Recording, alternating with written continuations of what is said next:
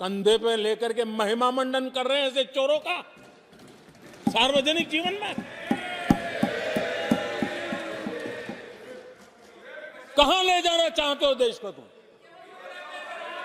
जो सजा हो चुकी है, मैं ये तो समझता हूं कि आरोप जो है उनके लिए तो आप सोच सकते हैं, लेकिन जो गुनाह सिद्ध हो चुका है, जो सजा काट चुके हैं, जो सजा काट रहे हैं, ऐसे लोगों का महिमा मंडन करते हो आप?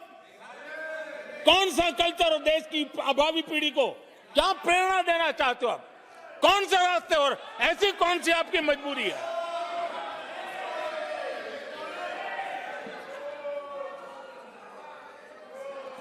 और ऐसे लोगों का महिमा मंडन किया जा रहा है, उनको महान बताया जा रहा है।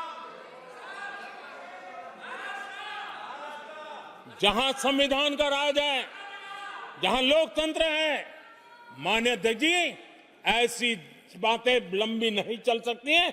ये लोग लिख करके रखे हैं कि ये जो महिमा मंडन का काम चल रहा है उनका, वो अपने ही खात्मे की चिट्ठी पे सिग्नेचर कर रहे हैं लोग।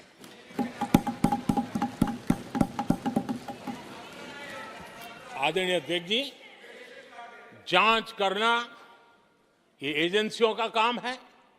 एजेंसियां स्वतंत्र होती हैं और संविधान ने उनको स्वतंत्र रखा हुआ है। और जज करने का काम न्यायाधीश का है।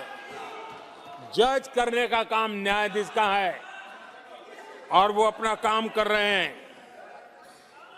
और अध्यक्ष जी, मैं इस पवित्र सदन में फिर से दोहराना चाहूंगा, जिसको जितना जुल्म मुझ पर करना है कर ले, मेरी भ्रष्टाचार के खिलाफ लड़ाई चलती रहेगी।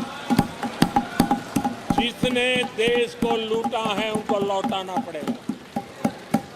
जिन्होंने देश को लूटा है उनको लौटाना पड़ेगा। ये मैं देश को इस सदन की पवित्र जगह से वादा करता हूं। जिसको जो आरोप लगाना है लगा लें, लेकिन देश को लूटने नहीं दिया जाएगा और जो लूटा है वो लौटाना पड़ेगा। आदरणीय अध्यक्ष जी, देश सुरक्षा और शांति का एहसास कर रहा है। पिछले 10 वर्ष की तुलना में सुरक्षा के क्षेत्र में देश आज वाकई सशक्त हुआ है। आतंकवाद, नक्सलवाद एक छोटे दायरे में अब सिमटा हुआ है।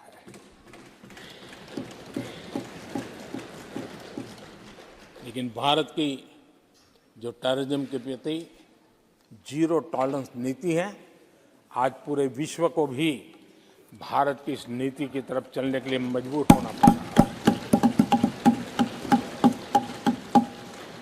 भारत की सेनाएं सीमाओं से लेकर के समंदर तक अपने सामर्थ्य को लेकर के आज भी उसकी थाक है।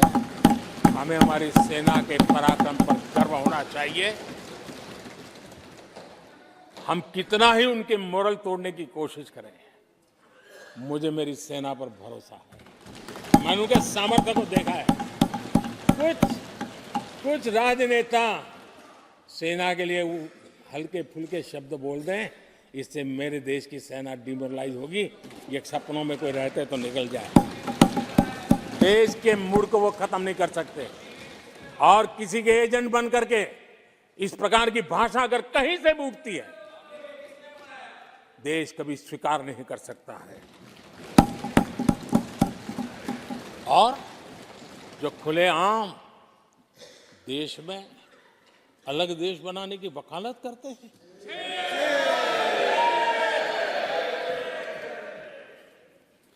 जोड़ने की बातें छोड़ो, तोड़ने की कोशिश करिए। यार, आपके अंदर क्या पड़ा हुआ है? क्या इतने टुकड़े करके अभी भी आपके मन को समाधान नहीं हुआ है? देश के इतने टुकड़े कर चुके हो आप, और टुकड़े करना चाहते हो? कब तक करते रहोगे? आदरणीय अध्यक्ष जी, इसी सदन में अगर कश्मीर की बात होती थी तो हमेशा चिंता का स्वर निकलता था। छींटाकशी होती थी, आरोप प्रत्यारोप होते थे। आज जम्मू कश्मीर में अभूतपूर्व विकास की चर्चा हो रही है और गर्व के साथ हो रही है। पर्यटन लगातार बढ़ रहा है। G20 समिट होती है वहां, पूरा विश्व आज उसकी सराहना करता है। आर्टिकल 370 को लेकर के कैसा हुआ बना के रखा था। कश्मीर के लोगों ने जिस प्रकार से उसको गले लगाया है, कश्मीरी जनता ने जिस प्रकार से गले लगाया है, और आखिर के ये समस्या किसकी देन थी? किसने देश के माथे पर मारा था? किसने भारत के संविधान के अंदर इस प्रकार की दरार करके रखी हुई थी? आदरणीय अध्यक्ष जी, अगर नेहरू जी का नाम लेते हैं तो उनको बुरा लगता है, लेकिन कश्मीर को जो समस्याएं झेलनी पड़ी उसके मूल में उनकी ये सोच थी और उसी का परिणाम है देश को भुगतना पड़ा। जम्मू कश्मीर के लोगों को, देश के लोगों को नेहरू जी की गलतियों का बहुत बड़ी कीमत चुकानी पड़ी है। आदरणीय अध्यक्ष जी, वो भले गलतियां करके गए, लेकिन हम मुसीबतें झेल करके भी गलतियों सुधारने के लिए हमारी कोशिश जारी रखेंगे। हम रुकने वाले नहीं हैं। हम देश के लिए काम करने के लिए निकले हुए लोग हैं। हमारे लिए नेशन फर्स्ट है। आदरणीय अध्यक्ष जी, मैं सभी राजनीतिक दलों के नेताओं से आग्रह करूंगा, सभी माननीय सदस्यों से आग्रह करूंगा, भारत के जीवन में एक बहुत बड़ा अवसर आया है। वैश्विक परिवेश में भारत के लिए बड़ा अवसर आया है। एक नए आत्मविश्वास के साथ आगे बढ़ने का अवसर आया है। राजनीति अपनी जगह पे होती है, आरोप प्रत्यारोप अपनी जगह पर होता है, लेकिन देश से बढ़कर कुछ नहीं होता है। और इसलिए आइए मैं निमंत्रण देता हूं आपको, कंधे से कंधा मिलाकर के हम देश के निर्माण के लिए आगे बढ़े।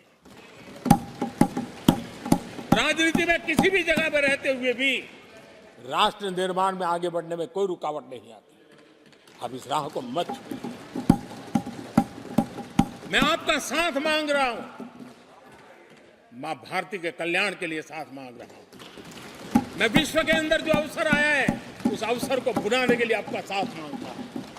मैं आपका सहयोग चाहता हूं 140 करोड़ देशवासियों की जिंदगी को और समृद्ध बनाने के लिए और सुखी बनाने के लिए। लेकिन अगर आप साथ नहीं दे सकते हैं और अगर आपका हाथ ईंटें फेंकने पर ही तुला हुआ है, तो आप लिख करके रखिए, आपकी हर ईंट को मैं विकसित भारत की नींव मजबूत करने के लिए लगाऊंगा। आपके हर पत्थर को मैं विकसित भारत